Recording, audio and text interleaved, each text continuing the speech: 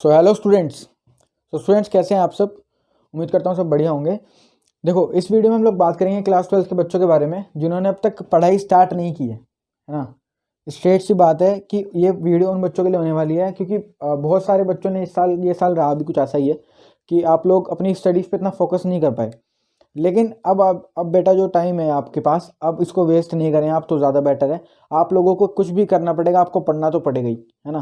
सवाल बहुत सारे हैं कि क्या बोर्ड एग्ज़ाम पोस्टपोन होंगे, या फिर क्या बोर्ड एग्ज़ाम ऑनलाइन होंगे, है ना, या फिर क्या बोर्ड एग्ज़ाम कैंसिल होंगे। कुछ बच्चे तो कैंसिल भी सोच रहे होंगे।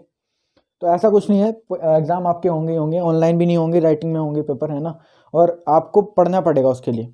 देखो, अगर आप लोगों ने अब तक कुछ नहीं पढ़ा है तो आप थोड़े लेट तो हुए हो, लेकिन ऐसा नहीं कि आप लोग अब कुछ स्कोर नहीं कर सकते। आपका स्कोर अभी भी बहुत अच्छा आ सकता है ना। अभी भी आप लोग जो है 85 95 अपनी मेहनत से, अगर जितने आपका मेहनत रहेगी उसके हिसाब से आपके मार्क्स रहेंगे। साफ सी बात ये है, अगर आप लोग मेहनत बहुत ज़्यादा करते हो तो आप अभी भी 95 टू 100 ला सकते हो। लेकिन अगर आप लोग अभी भी आराम से चिल्ड आउट हो एकदम कि हाँ हम कर लेंगे, बाद में हो जाएगा, सब हो जाएगा, तो ये क्लास 12 का कोर्स थोड़ा मोटा कोर्स नहीं, छोटा मोटा कोर्स नहीं है। और क्या आप लोग 2 दिन में कर दोगे या एक हफ्ते में हो जाएगा? नहीं। अगर आप लोगों ने कुछ नहीं पढ़ा है तो आपको अभी पढ़ाई स्टार्ट करनी पड़ेगी। अभी आप पढ़ाई स्टार्ट करते हो तो तब जाके आप बोर्ड एग्ज़ाम के आसपास, अगर बोर्ड एग्ज़ाम अपने ही टाइम पे होते हैं, जैसे मार्च में होते हैं ना बोर्ड एग्ज़ाम, तो अगर मार्च में होते हैं बोर्ड एग्ज़ाम, तो हाँ तब आप जो है, तब तक अगर आप लोगों ने अच्छी प्रिपरेशन कर ली तब आप जाके जो है 85 टू 95 मार्क्स स्कोर कर सकते हो। लेकिन अगर अब आप लोगों ने पढ़ाई स्टार्ट नहीं करी अभी भी, और आप लोग अभी भी लेट करते रहे, तो बेटा आपके पास होने के चांस भी बहुत कम हो जाएंगे, है ना। तो साफ सी बात है, आप लोगों को कुछ ना कुछ तो पढ़ाई करनी स्टार्ट करनी पड़ेगी। तो इस वीडियो में आप लोगों को गाइड करूंगा मैं कि किस तरह आप लोग जो है क्लास 12 के सिलेबस को टारगेट करें, कहाँ से आप लोग मेजर पढ़ाई करेंगे अपनी, कहाँ पे आपको ज़्यादा फोकस रखना है ना। आपको गाइड करना बहुत ज़रूरी है क्योंकि इस साल कोचिंग इंस्टीट्यूट जो थे वो भी बंद थे, वरना काफ़ी सारे बच्चों की मदद तो वहीं पर हो जाती है। देखो, कोचिंग इंस्टीट्यूट आपको गाइड करेंगे वो भी किस तरह से आप लोग पढ़ना है। अगर आप लोग अभी भी कोचिंग लगाओगे तब भी आप लोगों को एक ही चीज़ बताएंगे कि अभी भी आपको पढ़ना स्टार्ट करना पड़ेगा, बिना पढ़े के आपके मार्क्स नहीं आएंगे। तो आपको मैं बताऊंगा इस वीडियो के अंदर कि किस तरह आप लोग स्कोर करोगे, है ना। तो शुरू करते हैं। देखो, क्लास 12 में आपके पास, मैं पहले आपको यूनिट डिस्क्राइब कर देता हूँ, है ना। मैं ये सोच के चलूंगा इस वीडियो के अंदर कि आप लोगों ने कुछ नहीं पढ़ा है, आप लोगों ने बुक भी नहीं खोली, है ना। मैं ये सोच के चलूंगा। तो मेजरली अब तो आपका फोकस सिर्फ एक बुक पे होगा, कौन सी? एनसीईआरटी। बेटा देखो, हमने भी बोर्ड एग्जाम दिया है ना, हमने बोर्ड एग्जाम दिलाया है अभी बच्चों को। तो आप लोगों को जो मैं बता दूं कि पेपर जो है आपका, अगर आपका 80 मार्क्स का पेपर है तो उसमें से आपका 60 टू 70 मार्क्स का पेपर जो एनसीईआरटी ही दिएगा आपको, ठीक है। इसमें से 50 टू 60 ऐसा होगा, 50 टू 55 लगा लो, जो कि क्वेश्चन भी सेम होंगे एकदम, है ना, सेम क्वेश्चन। बाकी 15 से जो 20 नंबर का पेपर होता है उसमें क्या होता है आपके पास, थोड़ा सा डिजिट वगैरह चेंज कर दिया ना, हल्का स्लाइड चेंज, बिल्कुल, या फिर स्लाइड चेंज लिख लो इसको, बिल्कुल स्लाइड चेंज कर देंगे प्रॉब्लम के अंदर। मेथड वही रहेगा, बस कंफ्यूज करने के लिए। और 5 से 10 नंबर का पेपर ऐसा हो जाता है जिसका लेवल थोड़ा सा टफ होता है ना। होर्स टाइप क्वेश्चन जिनको आप बोलते हो, हायर ऑर्डर थिंकिंग स्किल्स, इस टाइप के क्वेश्चन उसमें रहते हैं 5 से 10 नंबर में, ताकि 90 टू 95% वाले बच्चे तो बहुत मिले, लेकिन 100 वाले बहुत कम मिले, है ना। अगर पूरा एग्जाम बना दिया तो मैथ्स की बेइज्जती हो जाएगी कि इस सब्जेक्ट में तो सभी 100 मार्क्स ले आते हैं। तो इसलिए आपके पास इनमें से जो मैंने आपको बताया 60 टू 70 मार्क्स का एनसीईआरटी ही मिलेगा आपको, लेकिन 50 से 55 नंबर का पेपर ऐसा होगा जो बिल्कुल सेम होगा, और 15 से 20 नंबर का पेपर स्लाइड चेंज होता है, ठीक है। और यही पैटर्न फॉलो होता है अभी तक बोर्ड एग्जाम्स में। ऐसा मैं आपको बता दूं कि कोई डेफिनेट पैटर्न नहीं है एग्जाम के लिए, है ना। आपको डेफिनेट पैटर्न फॉलो नहीं करना है, कोई भी ऐसा कोई पैटर्न नहीं है कि हर साल एक क्वेश्चन जो है 6 मार्क्स में आता है तो वो इस साल भी आएगा, नहीं। इस साल तो वैसे भी 6 मार्क के क्वेश्चन नहीं है, 5 मार्क के हैं। लेकिन ऐसा आपको बहुत सारे लोग बताएंगे आसपास जो होंगे आपके सीनियर्स वगैरह भी, कि इसमें से क्वेश्चन आता है 6 मार्क का, इसमें से क्वेश्चन आता है 4 मार्क का हर साल। ऐसा ऐसा होता नहीं है। आपको वहाँ पर अगर चेंज कुछ होके मिल गया तो आप लोग कुछ ब्लेम नहीं कर सकते किसी को, है ना। तो हमें तो ऐसी पढ़ाई करनी है कि जिसमें हमारे मार्क्स आए आए, है ना। तो आप लोग इसको हटाओ पहले, तो हम देखेंगे आपका एनसीईआरटी से 80 मार्क का पेपर है ना। और इस पेपर को हमें सॉल्व करना है, यही पेपर हमें वहाँ मिलेगा, ठीक है। तो आपके पास एनसीईआरटी ही आपको क्या है, मेजर फोकस रखना है एनसीईआरटी पे। इसके अलावा आप कोई बुक नहीं छुएंगे। ठीक है, आप लोगों ने 0 पढ़ाई करी है, मैं ये मान के चल रहा हूँ। अच्छा, आप लोग क्या करेंगे, हमारे पास देखो क्लास 12th में ना हमारे पास 5 यूनिट होती हैं। ठीक है, यूनिट नंबर 1 आपके पास होती है रिलेशन फंक्शन।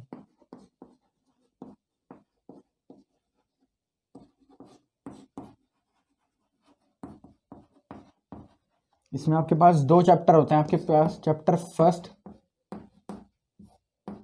And second. ठीक है ना, उसके बाद आपके पास कौन सी यूनिट आती है, सेकंड।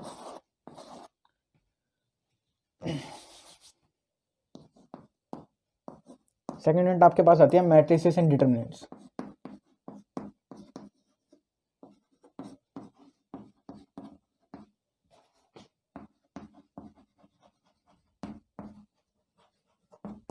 मैट्रिसेस एंड डिटरमिनेंट आपके पास chapter 3rd and chapter 4th।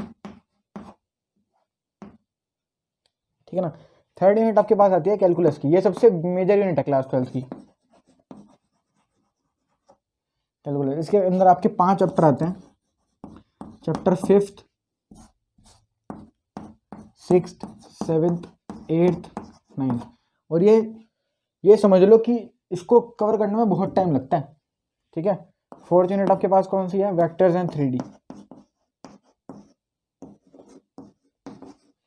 ये आपके पास होते हैं चैप्टर 10th एंड 11th। ठीक है ना, 5th यूनिट आपके पास होती है linear programming problems, that is LPP। ये आपके पास अगला चैप्टर 12 है। और 6th यूनिट आपके पास होती है प्रोबेबिलिटी।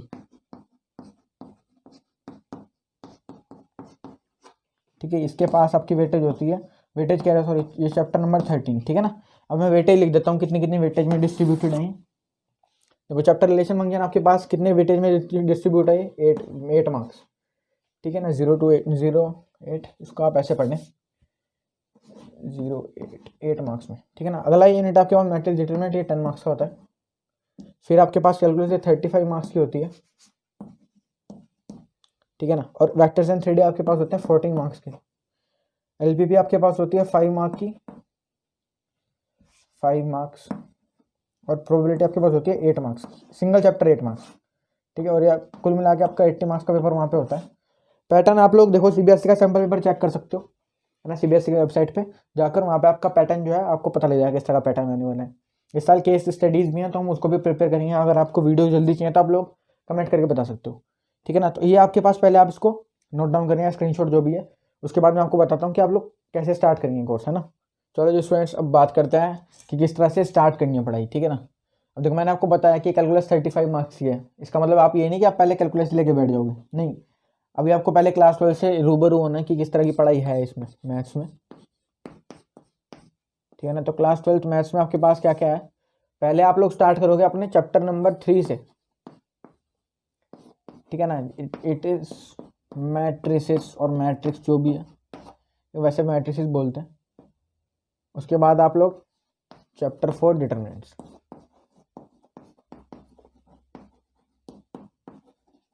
देखो आपको पूरे नहीं करने चैप्टर, पूरे नहीं करने। इसमें आपको जो बोर्ड एग्जाम में आपको बीच में अपडेट आई थी ना कि सिलेबस जो 30% कटा हुआ था, वो आपको हटा दिया गया है। तो मैंने उसके ऊपर वीडियो बना रखी है कि क्या क्या कटा हुआ है, तो आप लोग वो वीडियो देख सकते हो, है ना, चैनल पर जाके। उसके बाद देखो ये जो चैप्टर है, पहले तो ये वैसे भी ईजी है, लेकिन अब आपके पास और भी ईजी पड़ जाएगा 10 मार्क्स स्कोर करना, क्योंकि इन चैप्टर के अंदर अब कुछ है नहीं ज़्यादा पढ़ने के लिए। ठीक है ना, अब आपके पास बस एक इसके अंदर क्या आपको मेजर ध्यान रखना है, आपके अंदर मैट्रिक्स मेथड।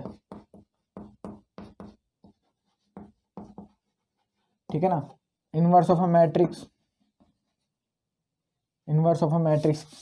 इसके पास इनवर्स ऑफ अ मैट्रिक्स कैसे निकालते हैं।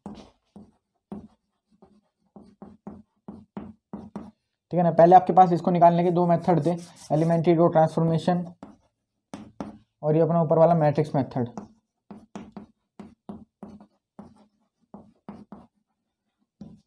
ठीक है ना, लेकिन अभी एलिमेंट्री रो ट्रांसफॉर्मेशन तो कट हो गया, तो आपके पास बस अभी ये मेथड बचता है एक। ठीक है ना, ये लीनियर इक्वेशन सॉल्व करने के लिए भी होता है। अगर लीनियर इक्वेशन आपको दे दे 3, तो वो कैसे सॉल्व होंगी, तो आप लोग मैट्रिक्स मेथड लगा दो, सॉल्व हो जाएंगी वो। ठीक है ना, तो उसके ऊपर एक 5 मार्क का क्वेश्चन 100% आना ही आना है। 100% तो मैं कहूँगा नहीं, लेकिन हाँ, क्योंकि ये क्वेश्चन तो आपके सैम्पल पेपर में भी है ना, तो आप लोग इसको तो प्रिपेयर करें ही करें। आपकी एक्सरसाइज 4.6 जो है उसके अंदर ये क्वेश्चंस हैं। ठीक है ना। तो आप लोग उसको देखें। और आपके पास मैट्रिक्स आप जिस तरह आपके पास इसमें जो कट ऑफ हुआ है वो आप देख लेना। एक्सरसाइज 3.4 नहीं करनी है आपको इसकी, ठीक है ना, ये नहीं करनी। और चैप्टर 4 से आपको एक्सरसाइज 4.2 नहीं करनी है, ये कट है 4.2, ठीक है ना। 4.2 आपकी कट है, ये नहीं आपको करनी। अच्छा जी, 4.2 के जैसे क्वेश्चन आपके 4 पॉइंट मिसलेनियस में वो नहीं करने, एग्जाम्पल छोड़ देने हैं, ठीक है ना। और 4 और 4 पॉइंट मिसलेनियस में जैसे 4.2 वाले जो क्वेश्चन है वो टफ लगते थे बच्चों को, वो इस साल के हटा दिए गए हैं, ठीक है ना। प्रॉपर्टीज ऑफ डिटरमिनेंट वो हट गया है। तो आपको ये चैप्टर मैट्रिक्स और डिटरमिनेंट्स बहुत कम पढ़ना है इसके अंदर से, और आपके ये प्रिपेयर करते हैं आपके 10 मार्क्स यहीं पे कंफर्म, ठीक है ना, 10 मार्क्स। क्योंकि एक मेथड जो आपके पास एक दिन में सीख जाओगे, इस मेथड को एक दिन भी बहुत ज़्यादा है, ठीक है, एक दिन में ही आपके सीख जाओगे, 5 नंबर आपके तो यहीं पे कंफर्म हो गए, ठीक है ना। बचे हुए 5 आप लोग कैसे लाओगे, वो आपको थोड़ा सा, जब आप पढ़ोगे चैप्टर को, रूबरू हो जाओगे चैप्टर से, तो आपको ये समझ आ जाएगा। तो मुझे नहीं लगता है चैप्टर में आपको ज़्यादा दिन लगने चाहिए, तो 7 दिन, मैक्सिमम 7 दिन इस चैप्टर, इन दोनों चैप्टर्स के लिए आपके पास है, ठीक है ना। एनसीईआरटी के अलावा आपको कुछ नहीं छेड़ना है अब। अच्छा जी, अब आपके पास देखो ये हट गया, क्या बोलते हैं इसको, चैप्टर 3 चैप्टर 4। अब आप अगली यूनिट पे आएंगे, दैट इज कैलकुलस, ठीक है। अब हम थोड़ा सा बड़ा हाथ मारेंगे यहाँ पे, 35 मार्क्स। ये 35 मार्क्स आपको कैसे भी स्कोर करने हैं, ठीक है। अगर आपको कैलकुलस की देखो समझ आ गया ना, कैलकुलस एक बार आपको इंटरेस्ट डेवलप हो गया, तो ये 35 मार्क्स स्कोर करने बहुत ईजी है, बहुत ईजी, कुछ नहीं है इनके अंदर फिर, ठीक है ना। थोड़ा सा गलत हो गया, चलो छोड़ो, है ना। 35 मार्क्स आपको स्कोर करने ईजी पड़ेंगे अगर आप लोगों ने इसको अच्छे से पढ़ा। लेकिन अगर आप लोगों ने इसको थोड़ा सा भी मजे में लेके पढ़ लिया, हल्का सोचा कि चलो आगे समझ आ जाएगा, एक भी चैप्टर अगर आप लोगों ने इसका हल्के में निकाल दिया ना, कोई भी चैप्टर 5th या 6th, ठीक है ना, वैसे तो बेस यहीं पे बन जाए, 5th और 6th चैप्टर में अगर आप लोगों ने हल्के निकाल दिए, तो 7th 8th 9th भी आपके पास ज़्यादा समझ आने नहीं वाली आपको, ठीक है। यहीं पे अगर आपको बेस कमज़ोर रह गया तो ये भी भूल जाओ, फिर आपके कैलकुलस में 35 में से 10 नंबर भी स्कोर करनी मुश्किल है, ठीक है, फिर ये टफ पड़ती है। लेकिन अगर आप लोगों ने अपना बेस स्ट्रॉन्ग कर लिया 5th और 6th चैप्टर में, तो 7th 8th 9th भी आप लोग आराम से कर जाओगे, ठीक है ना। 2 तरह की कैलकुलस होती है हमारे पास, डिफरेंशियल कैलकुलस और इंटीग्रल कैलकुलस। हमारे पास 2 तरह की कैलकुलस है, डिफरेंशियल कैलकुलस और इंटीग्रल कैलकुलस। डिफरेंशियल कैलकुलस बोला है, ठीक है ना। देखो डिफरेंशियल कैलकुलस, इसके अंदर आपको क्या आता है, चैप्टर 5th एंड 6th, ठीक है ना। ये आपके पास 2 यूनिट में डिवाइडेड है, सॉरी 2 चैप्टर्स में। अब चैप्टर 5th आपके पास कौन सा है, कंटिन्यूटी एंड डिफरेंशियबिलिटी,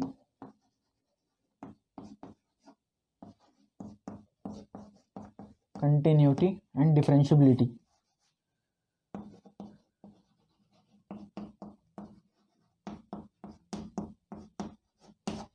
और आपके पास चैप्टर 6 है एओडी, ठीक है ना, एप्लीकेशन ऑफ डेरिवेटिव्स।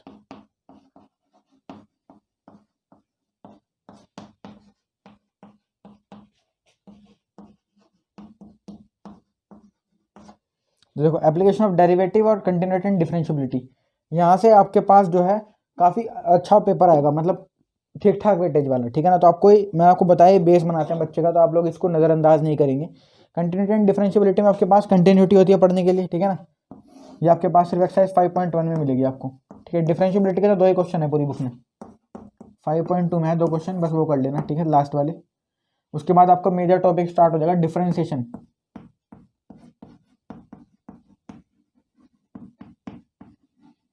ठीक है ना। डिफरेंशिएशन जो है आप लोगों ने थोड़ा बहुत 11th में भी इसका डेमो देखा होगा, लिमिट्स एंड डेरिवेटिव्स में।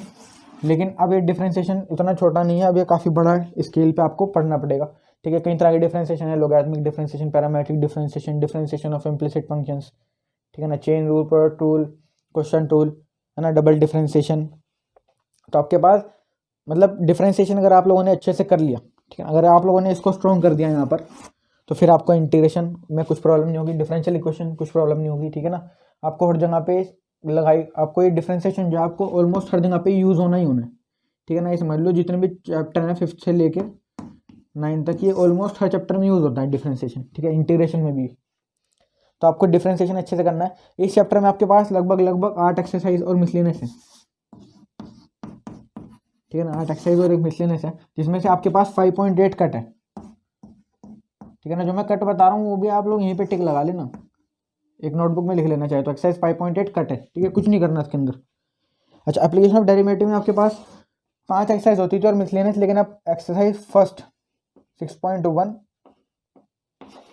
6.1 एंड 6.4 ये नहीं करनी, और इसी के अकॉर्डिंग आपको 6 पॉइंट मिसलेनियस भी नहीं करनी, ठीक है ना। 6 पॉइंट मिसलेनियस में जो क्वेश्चन है उसके अकॉर्डिंग आपको वो भी नहीं करनी। वैसे ज़्यादा है नहीं, ज़्यादा तो मैक्सिमम मिनिमम के ही है। तो आपके पास जो एप्लीकेशन ऑफ डेरिवेटिव में 2 एक्सरसाइज बचती हैं, सॉरी 3, 6.2, 6.3 एंड 6.5, ठीक है ना। अभी आप लोग क्या करोगे, अभी आप लोग किस किस को प्रिपेयर करोगे, मेजरली 6.2 को प्रिपेयर करोगे और 6.3 को प्रिपेयर करोगे। बहुत अच्छे से पढ़ना है इसको एनसीईआरटी से, ठीक है, दोनों ईजी हैं, चैनल पर अपलोडेड है, आप लोग देख भी सकते हो।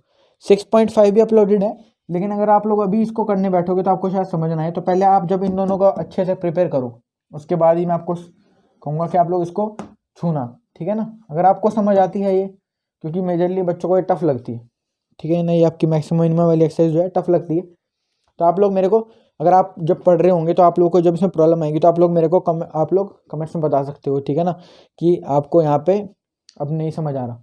तो फिर हम लोग मैक्सिमम मिनिमम के ऊपर एक पूरी वीडियो बनाएंगे अलग से, जिसमें मैक्सिमम मिनिमा ही समझेंगे, ठीक है ना। और केस स्टडीज़ भी करनी है तो वो मैक्सिमम मिनिमा से बहुत चांस है पूछ जाने के, ठीक है ना। तो इस तरह से आपके चैप्टर 5 और चैप्टर 6 प्रिपेयर हो जाएंगे। उसके बाद आप लोग आते हो आगे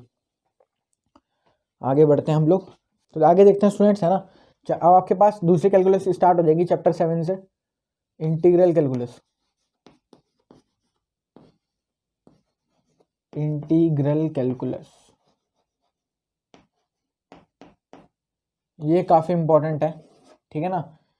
मेजरली बच्चों को प्रॉब्लम होती है इंटीग्रल कैलकुलस में, क्यों? क्योंकि यहाँ पर एक अलग ही टॉपिक आता है इंटीग्रेशन, जो बिल्कुल आप लोगों ने अब तक कहीं पे भी नहीं पढ़ा होगा, ठीक है ना। तो अगर आप लोगों ने अच्छे से इसको कर लिया इंटीग्रेशन को, अगर आप लोगों ने चैप्टर 7 दैट इज इंटीग्रल्स, अगर आप लोगों ने इसको अच्छे से कर लिया, इसको अच्छे से कर दिया, तो चैप्टर 7 के साथ साथ चैप्टर 8 एप्लीकेशन ऑफ इंटीग्रेशन,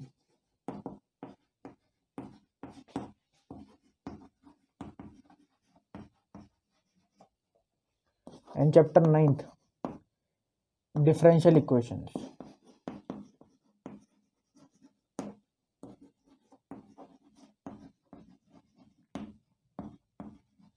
ये फ्री मिलेंगे आपको, ठीक है ना। मतलब अगर आप लोगों ने इस चैप्टर को निपटा दिया अच्छे से, तो ये आपको इतना इजी लगेंगे, इतने इजी लगेंगे दोनों चैप्टर, आपको मतलब पढ़ने की ज़रूरत ही नहीं पड़ेगी इसको दोबारा से, ठीक है ना। तो इंटीग्रल्स आप अच्छे से कर लेते हो तो आप लोग एप्लीकेशन ऑफ इंटीग्रेशन और डिफरेंशियल इक्वेशन फ्री में ले जाओगे, इसके आपको कोई प्रॉब्लम नहीं आने वाली कहीं पर भी। अच्छा, इंटीग्रल में आपके पास लेकिन प्रॉब्लम क्या है कि चैप्टर काफ़ी बड़ा होता है, इसके अंदर आपको ऑलमोस्ट 11 एक्सरसाइज पढ़नी पड़ती हैं और मिसलेनियस अलग से होती है।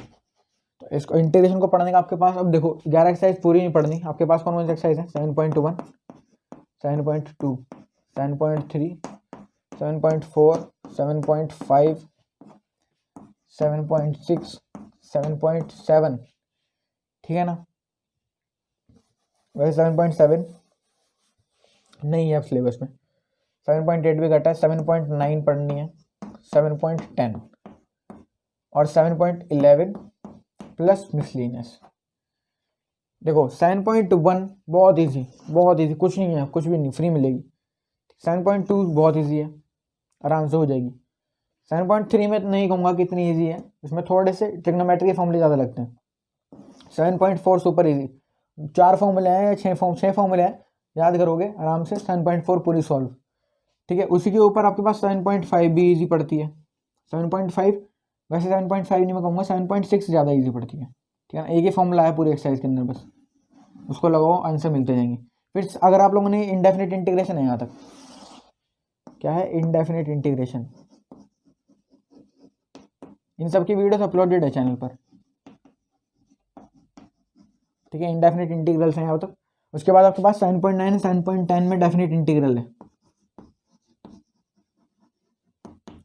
तो डेफिनिट इंटीग्रल जो है आपको ये 7.9 अगर आप लोगों ने यहाँ तक कर लिया, इंडेफिनिट इंटीग्रल अच्छे से कर लिया, तो 7.9, 7.10 बहुत ईजी पड़ जाएगी, ठीक है ना। ये भी आपको फ्री मिलेगी। फिर 7.11 प्लस मिसलेनियस, आपको इसमें ज़्यादा प्रॉब्लम आने वाली है, ठीक है ना। तो मैं आपको पहले कहूँगा कि आप लोग पहले इतना इंटीग्रेशन खत्म करो 7.10 तक जितना भी आप कर सकते हो। उसके बाद 7.11 में आपको थोड़ी प्रॉब्लम होगी क्योंकि यहाँ पर प्रॉपर्टीज आ जाती हैं और 7 पॉइंट मिसलेनियस जो है इसमें भर भर के क्वेश्चन है, तो आपको थोड़ा कन्फ्यूजन हो सकता है। अदरवाइज आपको ज़्यादा उसमें इतना जो है इन वाले एक्सरसाइज में इतनी प्रॉब्लम नहीं होगी जितनी उनमें हो सकती है। ठीक है, तो मैं आपको ये कहूँगा कि 7.1 से लेकर 7.10 तक 7.7 और 7.8 हटाने के बाद आपको ये अच्छे से करनी है, तभी जाके आप लोग उनको छेड़ोगे। अगर आपको ये अच्छे से समझ नहीं है, अगर आप लोगों ने ये अच्छे से नहीं किया और आप लोग पहले उस पर चले गए तो वो भी आपको समझ नहीं आएगा। ठीक है ना, तो पहले आप 7.1 से लेकर 7.10 तक अच्छे से करो, उसके बाद ही करेंगे इसको। ठीक है, और ये मैंने वीडियो बना रखी है दोनों की भी, आप लोग इसको भी देख सकते हो वहाँ पे। ठीक है ना। अच्छा, अब आपके पास अगले चैप्टर कौन से आते हैं, application of integration plus differential equation. तो उसको देखते हैं, एप्लीकेशन ऑफ इंटीग्रेशन और डिफरेंशियल इक्वेशंस को, कि उसमें क्या है करने के लिए। मैं भी आपको बता रहा हूँ कि किस तरह से आपका ये डिस्ट्रीब्यूटेड है। ठीक है ना, एप्लीकेशन ऑफ इंटीग्रेशन जो है इससे अब तक आपके पास एक 6 मार्क का क्वेश्चन आता था। हो सकता है इस साल भी एक 5 मार्क का क्वेश्चन यहाँ से आ जाए, लेकिन अब उम्मीद कम है क्योंकि सैम्पल पेपर में भी नहीं है और वैसे भी इस चैप्टर के अंदर अब ज़्यादा कुछ रह नहीं गया। तो आपको 2 ही एक्सरसाइज पढ़नी इसके अंदर, कौन कौन सी, 8.1 8 पॉइंट मिसलिनियस। एक एक्सरसाइज कटा है 8.2, ठीक है ना, वो छोटी सी एक्सरसाइज है लेकिन वो हटा दी गई है। 8.1 करनी है आपको पूरी, लेकिन 8.2 में 8 पॉइंट मिसलिनियस में जैसे क्वेश्चन 8.1 में है वैसे करने हैं। ठीक है ना, तो मैं आपको बता दूंगा कि कौन कौन से क्वेश्चन है। वैसे चैनल पर इसकी वीडियो भी आने वाली है 8 पॉइंट मिसलिनियस की भी, 8.1 तो आ चुकी है। अच्छा, एप्लीकेशन ऑफ इंटीग्रेशन के बाद आपके पास कौन सा चैप्टर आता है, डिफरेंशियल इक्वेशंस। ठीक है, डिफरेंशियल इक्वेशंस की वीडियो बन रही है, ये भी चैनल पर जल्दी अपलोड हो जाएंगी, आप लोग वेट करो थोड़ा सा।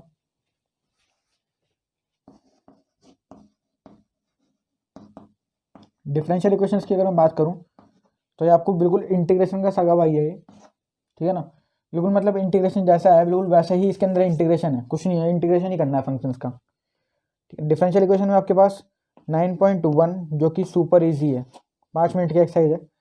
9.2 आधा घंटा मुश्किल से, 9.3 नहीं है, 9.3 कट गई है। ठीक है ना, 9.4 मुश्किल से मुश्किल 2 घंटे या 2.5 घंटे। 9.5 एक दिन। ठीक है ना, थोड़ा सा क्योंकि अलग सा हो जाएगा, होमोजीनियस फंक्शन है। 9.6 में आपके पास 2 तरह की फॉर्म होती हैं, तो 9.6 में थोड़ा सा चेंज है जो कटा हुआ है, मैं बता रहा हूँ। इसमें आपके पास 2 तरह की फॉर्म होगी, dy/dx प्लस py=q और dx/dy प्लस px=q। ठीक है ना, तो dx/dy वाली जो फॉर्म है, dx/dy वाली ये कट है, ये नहीं करनी है, ये नहीं करनी, ये करनी है बस। ठीक है ना, dy/dx प्लस py=q। तो वहाँ से क्वेश्चन आ सकता है 2 या 4 मार्क, 2 या 3 मार्क का। ठीक है, तो उसको प्रिपेयर करना है अच्छे से। अच्छा, अब आपके पास कैलकुलस खत्म। कैलकुलस में आपको बताता हूँ कि किस तरह से आपको पढ़ना पड़ेगा, इसमें कितने कितने दिन लगाने पड़ेंगे। ठीक है ना, वैसे ऐसे में फिक्स नहीं कर सकता इसकी कि ड्यूरेशन कितनी रहनी चाहिए, लेकिन अगर आप लोग तरीके से पढ़ते हो तो आप लोग इतने टाइम में इसको ख़त्म कर सकते हो। ठीक है, मैंने आपको बताया था 7 दिन में आपके पास मैट्रिक्स डिटरमिनेंट खत्म हो जाने चाहिए, अगर आप लोग अच्छे से पढ़ते हो तो 7 दिन खत्म हो जाएंगे आपके पास। अगर ये वीडियो 18-19 तारीख को भी आती है, 19 तारीख को आई सपोज करो, तो आपको मुश्किल से मुश्किल 25 तारीख तक खत्म करने हैं दोनों चैप्टर मैट्रिक्स डिटरमिनेंट। ठीक है, उसके बाद ही आप 26 को स्टार्ट करोगे अपने कैलकुलस को। 26 को आप कैलकुलस स्टार्ट करोगे अपनी, 26 से लेके मुश्किल से मुश्किल 5 तारीख तक, 5 तारीख लगा लो या फिर 7 लगा लो, चलो बीच में न्यू ईयर वगैरह पड़ता है तो बच्चे उस दिन शायद नहीं पढ़ पाए। तो कंटिन्यूटी एंड डिफरेंशिएबिलिटी चैप्टर 5 आपको इतनी तारीख तक खत्म करना है। ठीक है, उसके बाद आपके पास 7 तारीख से लेके 17 तारीख तक, 17 तो ज़्यादा हो जाएगा। देखो आप लोग कैसे भी करो, इतना तो मैं नहीं बताऊंगा आपको, है ना, क्योंकि इसमें आपको अगर आप लोग मान लो थोड़ा सा ज़्यादा आपको फ्री टाइम मिल गया तो आप लोग उसको वेस्ट करोगे। तो इसका बेहतर आपको यही रहेगा कि आप लोग पढ़ाई में तो ज़्यादा ध्यान लगाओ, लेकिन ज़्यादा फ्री मत छोड़ो उसको, सिलेबस को, है ना। तो मुश्किल से मुश्किल आप लोग ये लगा लो कि जनवरी के एंड तक या फिर फेब के फर्स्ट वीक तक आप लोग कैलकुलस खत्म करो, कैसे भी करके फेब के फर्स्ट वीक तक तो खत्म करो इसको। ठीक है, मैं ये मान के चल रहा हूँ कि बोर्ड एग्जाम मार्च में होंगे, ठीक है, मैं उसके लिए नहीं चल रहा मई के लिए। अगर मई के एग्जाम मार्च में आ गए तो आपको प्रॉब्लम हो सकती है, लेकिन अगर आप लोगों ने मार्च तक के सारा सिलेबस खत्म कर लिया और मई में पेपर हुए तो अब आप लोगों को फ्री टाइम मिल जाएगा, फिर आप बाहर के क्वेश्चन भी कर सकते हो, है ना। तो हम लोग उसी के हिसाब से चलेंगे। तो आपके फर्स्ट वीक तक तो आपको कैलकुलस खत्म करनी है कैसे भी करके, ठीक है ना। और आप लोगों को नहीं समझ आता तो आप लोग मेरे को कमेंट्स में बताओ, फिर मैं बताऊंगा कैसे करना है। उसके बाद आपके पास थर्ड यूनिट आती है, उसको देखते हैं। चलो जी स्टूडेंट्स स्टार्ट करते हैं फिर अगली वेक्टर 3D को कैसे करना है ना। देखो मैं आपको बता दूं पहले तो कि बहुत कम बच्चे ऐसे होंगे जिन्होंने तो कुछ नहीं करा होगा। वैसे मोस्ट ऑफ द स्टूडेंट्स ऐसे होते हैं जिन्होंने कर लिया होता है थोड़ा बहुत, है ना। आप लोगों ने 2 चैप्टर तो पढ़े ही होंगे, तो आपको एक एडवांटेज तो रहेगी थोड़ी सी, ठीक है ना। अब चाहे वो कोई भी चैप्टर हो, आसान हो, हार्ड हो, मैट्रिक्स हो, कुछ भी हो, है ना, आप लोगों के पास एडवांटेज तो रहेगी, आप लोगों ने कुछ पढ़ रखा है ना। अब आपके पास देखो चैप्टर 10th और 11th आते हैं, वेक्टर्स एंड 3D। ठीक है, चैप्टर 11 में आपको चैप्टर 10 पहले आपके पास कौन सा आता है, वेक्टर अलजेब्रा। बहुत ही चैप्टर है, कुछ भी नहीं है इसके अंदर, कुछ भी नहीं पढ़ना आपको, वेक्टर अलजेब्रा। बस मैं आपको बता दूं इसमें कुछ स्लाइड चेंज नहीं है। एक एक्सरसाइज थी जो कि बुक के पीछे दी हुई है 10.5 करके, मैं ये नहीं करनी, कट है। वेक्टर अलजेब्रा एनसीईआरटी में जो मेन यूनिट है वो तो पूरी करनी है आपको। 10.1 मुश्किल से मुश्किल 10 मिनट की एक्सरसाइज होगी, 10 मिनट की, ठीक है। 10.2 1 घंटा लगा लो, 1 आवर की। 10.3 आपके पास जो है वो भी आप लोग एक दिन में ख़त्म कर सकते हो, है ना। एक दिन का टाइम मैं ये लगा रहा हूँ कि ऐसा नहीं पूरे दिन में ख़त्म होगी, हो तो जाएगी 2-2.5 घंटे में ही। बस उस दिन आप इसको करोगे, उसके बाद आप लोग पढ़ोगे नहीं इसको, है ना। 10.4 ये भी एक दिन मुश्किल से, ठीक है। और अगर आप लोग की स्पीड अच्छी है तो आप लोग ये एक्सरसाइज दोनों एक दिन में ख़त्म कर सकते हो। 10.4 क्योंकि बहुत छोटी है। उसके बाद आपके पास 10 मिसलेनियस, ये एक दिन में ख़त्म। देखो कितने दिन लगे आपके पास, मुश्किल से 4 दिन में खत्म हो जाएगा चैप्टर, 4 दिन के अंदर वेक्टर खत्म हो जाएगा पूरा। देखो 3 डायमेंशनल ज्योमेट्री, ये वो यूनिट है क्लास 12 की जो हर बच्चे को टफ लगती है। अगर आपके पास 100 बच्चे हैं तो 99% आपको बच्चे ये कहेंगे कि 3D थोड़ी टफ है। वो क्यों, क्योंकि ऐसा होता है कि आपको 3D में जो स्कोरिंग पार्ट है या फिर जहाँ पे आपको जो चीज़ मेन पॉइंट पता होनी चाहिए आपको, वो बहुत कम टीचर्स होते हैं जो बता देते हैं। मोस्ट ऑफ द टीचर आपको जो है कंसेप्ट पे ज़्यादा ध्यान देते हैं, वो तो आपको वहाँ पे प्रॉब्लम हो सकती है ना। लेकिन हम लोग अभी आपके पास ना टाइम नहीं है, तो मैं आपको जो वीडियो बना के दूंगा 3D की, उसमें आपको ये बताऊंगा कि क्वेश्चन की जो जड़ होती है, जिस कैसा भी क्वेश्चन आपके पास आ जाए आप लोग करके आ जाओगे वहाँ पे, ठीक है। तो आपको इस तरह से बना के दूंगा कि 3 डायमेंशनल ज्योमेट्री, ये छोटा चैप्टर ही है वैसे, इसके अंदर 3 एक्सरसाइज है, 4 एक्सरसाइज है, 3 एक्सरसाइज है। 11.3, ठीक है ना, 3 एक्सरसाइज है, 11.1 और 2 प्लस 11 मिसलेनियस।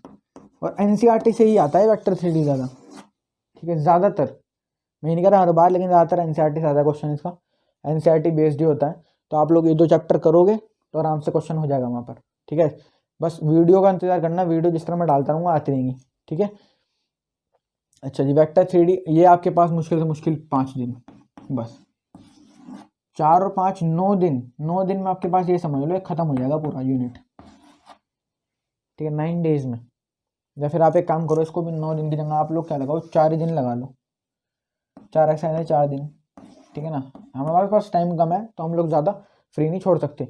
तो फर्स्ट वीक, अगर फर्स्ट वीक में आप कैलकुलस खत्म करते हो फैब के, तो आपके सेकंड वीक तक खत्म हो जाएगी क्या, वेक्टर्स एंड 3D, ठीक है ना। ये आपके पास खत्म हो जाएगा सेकंड वीक तक। सेकंड वीक में ये समझ लो 14 तारीख तक, ठीक है, 14 या 12 फरवरी तक आपके पास खत्म हो जाना चाहिए वेक्टर 3D। अभी आपके पास काफ़ी टाइम बचा है ना। अब देखो बेटा, गलती करिए तो भुगतना तो पड़ेगा, है ना। आपके अलावा कोई भुगतेगा नहीं, और पढ़ोगे नहीं तो फेल हो जाओगे अगर पढ़ोगे नहीं तो। ऐसा कुछ नहीं है, कोई ऐसा प्रोविजन नहीं है कि आप लोग को वहाँ पर पास ही करा जाएगा, नहीं, ऐसा कुछ नहीं होता। कंपार्टमेंट भी आ सकती है मैथ्स में, ठीक है ना। तो लेकिन हम नेगेटिव पॉइंट्स को नहीं काउंट करेंगे यहाँ पे, हम लोग ये सोच के चलेंगे कि हमें तो पास होना ही है। वेक्टर 3D खत्म, सपोज करो 14 तक खत्म हो गई, आपके पास LPP एक चैप्टर है जिसमें सिर्फ एक एक्सरसाइज है, और ये 5 मार्क का आएगा, ठीक है। और 5 और एक एक्सरसाइज है उसमें 10 9 क्वेश्चन है, उसमें से आपको 2-3 कट हैं, तो मुश्किल से मुश्किल 6 क्वेश्चन या 7 क्वेश्चन होंगे। ये आपके पास 1 घंटे में खत्म हो जाएगा, ठीक है। उसी दिन खत्म कर देना, जिस दिन 3D खत्म होगी उसी दिन इसको खत्म कर देना, या अगले दिन कर लेना, चलो ठीक है। तो इसको LPP को हटाओ, इसके अंदर से आपको ज़्यादा इतना नहीं पढ़ना पड़ेगा LPP के अंदर, है ना। 1 घंटे में ख़त्म। आपके पास अब आता है एक चैप्टर जो कि मेजरली रोल प्ले करता है। अब अब देखो हमारे पास बुक 14 खत्म हुआ, आप लोगों ने 15 को इसको खत्म कर दिया एलपीपी को। अब 16 तारीख आपके पास है, 16 तारीख से आपको स्टार्ट करनी है अपनी प्रोबेबिलिटी। और आप लोग, इतनी आसान है प्रोबेबिलिटी क्लास 12 की, अगर आप लोग ढंग से, आप लोगों को पिछला बेस पता है, ठीक है। एक पॉइंट याद करना कि अगर आप लोगों ने 9th 10th एंड 11th में अगर आप अच्छे से प्रोबेबिलिटी पढ़ के आए हो, किस तरह से क्या आउटकम होता है, सैंपल स्पेस क्या होता है, इवेंट क्या होते हैं, है ना, अगर आप लोगों को ये चीज़ पता है तो आप लोग प्रोबेबिलिटी कर जाओगे। ये आपके पास हो जाएगी। इसमें आपके पास 3 एक्सरसाइज हैं, 13.1, 13.2, 13.3 और 13.4 आपके पास पूरी नहीं है, ये हाफ है। उसके बाद आपके पास 13 पॉइंट मिसलेनियस है, जिसमें से आपको रिलेटेड क्वेश्चन करने हैं और मुश्किल से मुश्किल 8 से 10 क्वेश्चन होंगे ऐसे जो कि इनके ऊपर हैं और वही आपको करने हैं, ठीक है। तो मैं ये लगा रहा हूँ कि ये चैप्टर आपके पास 1 हफ्ते में आप इसको ख़त्म कर सकते हो बड़े आराम से, लेकिन 1 हफ्ता हम इसको नहीं देंगे। देखो, एक दिन इसको, एक दिन इसको, एक दिन इसको, एक दिन इसको और एक दिन इसको, 5 दिन में आपके पास ये चैप्टर खत्म, प्रोबेबिलिटी खत्म 5 दिन में। देखो, आपको मेन जो आपका मेजर टाइम जाएगा वो कहाँ जाएगा, कैलकुलस के अंदर जाएगा। इसमें आपको, अगर आप लोगों ने एक बार अच्छे से कर दी ना स्टार्ट कैलकुलस, ठीक है, डोंट वरी, हम आपके साथ ही हैं यहाँ पे, कैलकुलस आपको पूरी कराएंगे अच्छे से। लेकिन अगर आप लोगों ने खुद से मेहनत कर दी कैलकुलस के अंदर तो आपको फिर कोई प्रॉब्लम होने नहीं वाली, और आपका कोर्स भी खत्म, आप लोग अच्छे से स्कोर भी कर दोगे वहाँ पे। उसके बाद आपके पास 2 ही चैप्टर बचते हैं। अब देखो, 14 और 5, 5, 15 और 20 फरवरी तक के आपके पास सारा कोर्स खत्म हो जाएगा ऑलमोस्ट। आपके पास क्या आएगा, 2 चैप्टर आएंगे, आईटीएफ और रिलेशन फंक्शन, ठीक है ना, रिलेशन फंक्शन।